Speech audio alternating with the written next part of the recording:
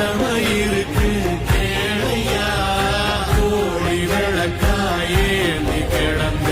வீடு இருண்டது ஏனையா மாட விளக்கா நீயும் வரத்தா வீடு ஏங்கி இருக்குதையா எத்தனை சாமி வந்ததையா இது எந்தெந்த சாமி தந்ததையா